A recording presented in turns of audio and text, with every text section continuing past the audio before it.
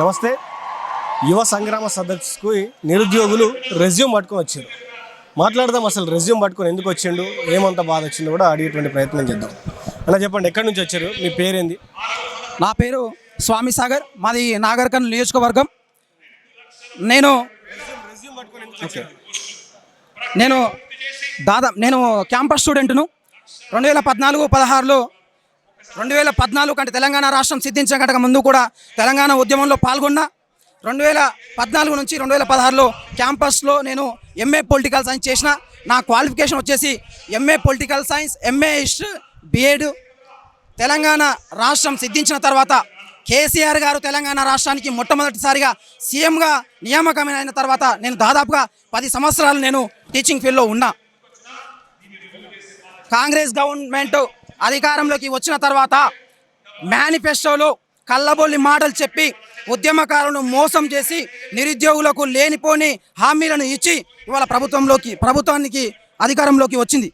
వాస్తవానికి తెలంగాణ రాష్ట్రం సిద్ధించిన తర్వాత కేసీఆర్ గారు ముఖ్యమంత్రిగా ఉన్న సమయంలో నేను 10 సంవత్సరాలుగా టీచింగ్ ఫీల్డ్లో ఉండి నా యొక్క విద్యార్థులను నేను ఎన్నో విధాలుగా ఎన్ని రంగాల్లో నేను ఉన్నత స్థాయికి తీసుకొని పోయినా. కాంగ్రెస్ గవర్నమెంట్ వచ్చిన తర్వాత ఎలాంటి అనుభవం లేనటువంటి అధ్యాపకులను వాళ్ళకు అనుగుణంగా ఉన్నటువంటి ఎవరైతే వ్యక్తులు ఉంటారో వాళ్ళని తీసుకొచ్చి ఇలా విద్యారంగంలో చేర్చింది. అయ్యా, తెలంగాణ రాష్ట్రానికి ముఖ్యమంత్రిగా ఉన్నటువంటి రేవంత్ రెడ్డి గారు మీరు ఇచ్చినటువంటి మేనిఫెస్టోలో మీరు ఆల్రెడీ ఇచ్చారు కదా, మీరు ఇచ్చినటువంటి మేనిఫెస్టోలో మీ ప్రభుత్వం అధికారంలోకి వస్తే జూనియర్ కాలేజీలో పనిచేస్తున్నటువంటి అధ్యాపకులకు 42,000 వేతనాన్ని చెల్లిస్తామని చెప్పారు. ఎక్కడ పోయింది మీరు ఇచ్చినటువంటి ఆ హామీ? అదేవిధంగా డిగ్రీ కాలేజీల్లో పనిచేస్తున్నటువంటి అతిథి అధ్యాపకులకు నెలసరి వేతనంగా 50,000 రూపాయలు చెల్లిస్తామని చెప్పారు. మరి ఎక్కడ పోయింది మీరు ఇచ్చినటువంటి మేనిఫెస్టో? అదేవిధంగా ఇవాళ రాష్ట్రంలో జూనియర్ కాలేజీలు కావచ్చు, డిగ్రీ కాలేజీలు కావచ్చు, విద్యార్థులు ఉన్నారు అంటే, ఇంకా కాలేజీలు ఉన్నాయి అని అంటే దానికి ప్రధాన కారణము ఆ కాలేజీలో పనిచేస్తున్నటువంటి అతిథి అధ్యాపకులు. ఇవాళ వాస్తవానికి రెగ్యులర్ అధ్యాపకులతో సమానంగా అతిథి అధ్యాపకులు పనిచేస్తున్నారు. కానీ మీరు ఏం చెప్పారు మేనిఫెస్టోలో అంటే, మీ ప్రభుత్వం అధికారంలోకి వస్తే వాళ్ళకు ఖచ్చితంగా నెలసరి వేతనాలు చెల్లిస్తూ ప్రతి సంవత్సరం ఆటో రెన్యువల్ చేస్తామని చెప్పేసి హామీలను ఇవ్వడం అనేటువంటిది జరిగింది. కానీ ఇప్పటికీ 3వ అకాడమిక్ ఇయర్ ఆల్రెడీ స్టార్ట్ ఉంది. అతిథి అధ్యాపకులకు నోటిఫికేషన్ కూడా జారీ చేయడం అటువంటిది జరిగింది. ఇక మీ పైన నమ్మకం పోయింది. నా క్వాలిఫికేషన్ నేను డబుల్ పీజీ బీఎడ్ చేసినప్పటికీ కూడా మీ ప్రభుత్వంలో ఉద్యోగాలు వస్తాయి అనేటువంటి నమ్మకం అయితే లేదు. మేము ఈ సర్టిఫికేట్లను కేవలము ఎట్లా అంటే బీరువాల్లో దాచి ఇవాళ ఈ సర్టిఫికెట్లు పనికి రావు, ఈ సర్టిఫికెట్ను చింపాలి, ఇక నాకు అవసరం లేదు. అవసరమైతే నేను డబుల్ పీజీ చేసినా కూడా అడ్డా మీద కూలీగా పోయి అయినా సరే, అమాలి పని చేసైనా సరే నేను అక్కడ ఆదాయాన్ని డబ్బులు సంపాదించుకుంటా. కానీ మీ ప్రభుత్వాన్ని, మిమ్మల్ని ఇక నమ్ముకోను. నాతో పాటు ఉన్నటువంటి మా స్నేహితులు ఎవరైతే ఉన్నారో, నాతో పాటు నిరుద్యోగులు ఎవరైతే ఉన్నారో వాళ్ళకు కూడా చెప్తాను, మళ్ళీ ఖచ్చితంగా ఇప్పుడు వచ్చేటువంటి ఎన్నికల్లో నిరుద్యోగం అంతా ఏకమైనాం, మీ యొక్క ప్రభుత్వానికి బుద్ధి చెప్తాము. ఇక నెక్స్ట్ వచ్చేటువంటి ఎన్నికల్లో బీఆర్ఎస్ ప్రభుత్వాన్ని మేము ఖచ్చితంగా మా గుండెలో పెట్టుకుంటాము. నెక్స్ట్ మళ్ళీ కేసీఆర్ గారు అధికారంలోకి వచ్చిన తర్వాత, కేసీఆర్ గారు ముఖ్యమంత్రి అయిన తర్వాతనే మళ్ళీ మా సర్టిఫికేట్ని పట్టుకొని మేము వచ్చి అప్లై చేసుకొని ఉద్యోగాలను సంపాదించుకుంటాము అని చెప్పేసి మా నిరుద్యోగుల పక్షాన.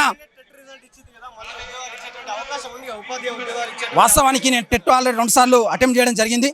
టెట్ క్వాలిఫై అయినా మళ్ళీ ఇంప్రూవ్మెంట్ కోసం మన రాద్దాం అనుకున్నా. కానీ ఈ ప్రభుత్వంలో టెట్టు రాసినా కూడా ఇక ఉద్యోగం రాదు అనేటువంటి భరోసా మీద వీళ్ళు మెగా డిఎస్సీ అన్నారు. మెగా డిఎస్సీ ఏది అనేటువంటి నమ్మకం మీద నేను దేనికి అప్లై చేయలేదు. డబ్బులు వృధా అనేటువంటి ఉద్దేశం మీద నేను వాస్తవానికి కూడా ఈ ప్రభుత్వం వచ్చిన తర్వాత నేను ఎక్కడ కూడా ఇప్పటి వరకు కూడా ఎలాంటి నోటిఫికేషన్లకు అప్లై చేయట్లేదు. అంటే ఇప్పటికే ప్రభుత్వం 70,000 ఉద్యోగాలు ఇస్తామని చెప్తా ఉంది, రానున్నటువంటి రోజుల్లో దఫల వారీగా ఉద్యోగాలు ఇస్తామని చెప్తా ఉంది. నిరుద్యోగులు ఎందుకు ఇంత ఆవేశపడతా ఉంది? మీరు చూపించండి. ఇవాళ వాస్తవానికి గతంలో కేసీఆర్ గారు వేసినటువంటి నోటిఫికేషన్లు ఏవైతుందో వాటిని మాత్రం మీరు వచ్చి దాన్ని ఇంప్లిమెంట్ చేయడం అటువంటిది జరిగింది. మీరు వేసినట్టు చూడండి. ఇవాళ దేశం బాగుపడాలంటే యువత చేతుల్లో ఆధారం ఉంది. యువతకు మెరుగైనటువంటి విద్యను అందించాలి. మీరు ఏం చేసిరు?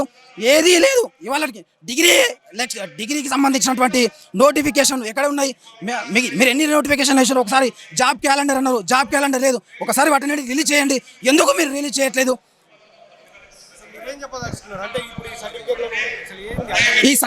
ఈ సర్టిఫికేట్లో నేను ఏమంటున్నా, ఈ ప్రభుత్వం, ఈ కాంగ్రెస్ ప్రభుత్వంలో ప్రజలు ఒక అవకాశం ఇచ్చిండ్రు, మీరు పాలన అందిస్తారని. పాలన మీ వల్ల కాదు. తలపాగా చుట్టడం రాక, తలవంకర అన్నట్టుగా మీకు పరిపాలన చేయడం చేతగాక కేసీఆర్ గారి పైన, కేటీఆర్ గారి పైన, హరీష్ రావు గారి పైన నిందలు వేయడానికే సరిపోతుంది తప్ప మీ మేనిఫెస్టోలో ఏం అంశాలు ఇచ్చిండ్రు, దాన్ని ఎప్పుడు అమలు చేస్తారు, నోటిఫికేషన్ ఎప్పుడు రిలీజ్ చేస్తారు అనేటువంటి అంశాలు మీరు చెప్పట్లేదు. ఇక కాదు, నేను ఏమంటున్నా అంటే ఇలాంటి సర్టిఫికెట్లు ఉన్నప్పటికీ కూడా నా దగ్గర ఇక ఆ సర్టిఫికెట్లు కేవలం ఇక భద్రంగా దాచుకొని మళ్ళీ బీరువాలో కేసీఆర్ గారు సీఎం అయిన తర్వాతనే వాటిని తీసుకొచ్చి అప్లై చేసుకుంటాము, చేసినటువంటి డబ్బులు మీ ప్రభుత్వంలో వృధా అని చెప్పేసి నేను తెలియజేస్తున్నాను. ఇది నిరుద్యోగి చెప్తున్నటువంటి మాట. ఏదైతే తను తెచ్చుకున్నటువంటి సర్టిఫికేట్లు, తను చేసినటువంటి 2 పీజీలు డబుల్ పీజీ చేసి చదువుకొని, నేను యూనివర్సిటీలో ఉండి చదువుకొని ఆ స్థాయిలో చదువుకొని, అప్పట్లో నేను డిఎల్గా పనిచేసిన, జేఎల్గా పనిచేసిన, ఇప్పుడు పని చేసుకుందామంటే ఆ పనిని కూడా తొలగించారు.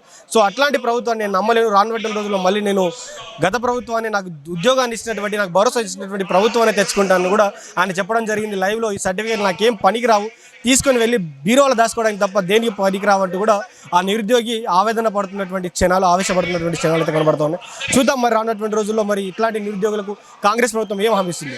చూస్తూనే ఉండండి దిశా టీవీ. నేను మీ journalist Srikanth, video journalist Prashanth from Saroor Nagar stadium, Hyderabad.